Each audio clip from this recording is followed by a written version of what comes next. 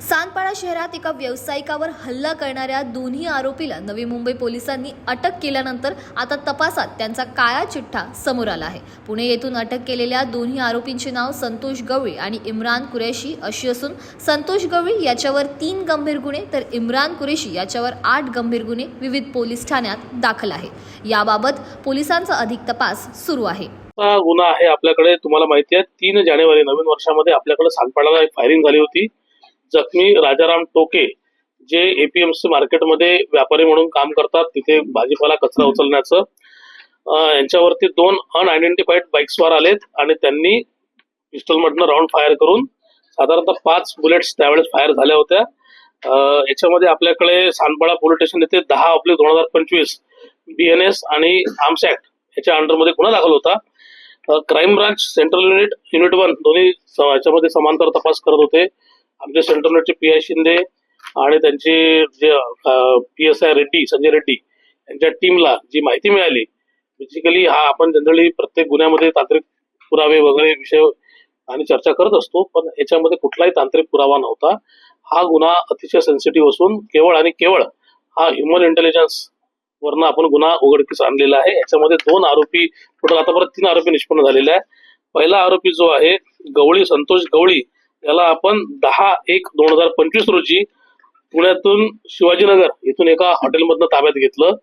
त्याच्यानंतर त्या गुन्ह्यामध्ये कटात सहभागी असलेला आणखी एक आरोपी जो आहे त्याला आपण APMC परिसरातनं ताब्यात घेतलं।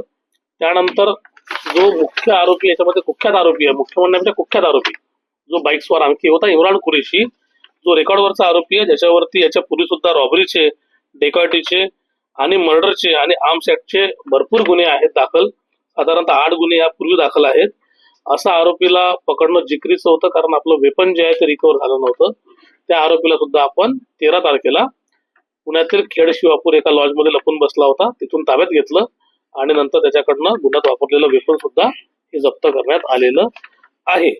इम्रान कुरेशी बद्दल आणखी सांगायचं म्हणजे CID मुंबई यांच्याकडे एक 12 वेपन जप्त करण्याचा एक गुन्हा दाखल झालेला आहे 2024 मध्ये। त्याच्यामध्ये हा वॉन्टेड आरोपी होता, अजूनपर्यंत मिळून येत नव्हता, तर त्या गुन्ह्यामध्ये पण त्याचा सहभाग आहे।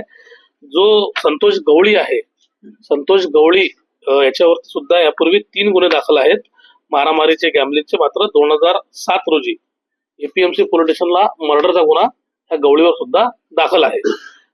दोन्ही आरोपी आणि त्याच्यात असलेला 3रा आरोपी, 3घे जण कस्टडीमध्ये आहेत। बेसिकली हा गुन्हा जो झालेला आहे हा कॉन्ट्रॅक्ट वरनं झाल्याचं सध्या तरी प्रथम दर्शनी दिसून येतं। जखमीकडे भाजीपाला उचलण्याचा काही कॉन्ट्रॅक्ट होता आणि याच्यामधनं त्यांची बिझनेस रायव्हलरी सुरू झाली आणि कॉन्ट्रॅक्ट मिळवण्याच्या दृष्टिकोनातून गुन्हा झाला, तर प्रथम दर्शनी सुद्धा तरी त्यातनं दिसून येतं। थँक्यू।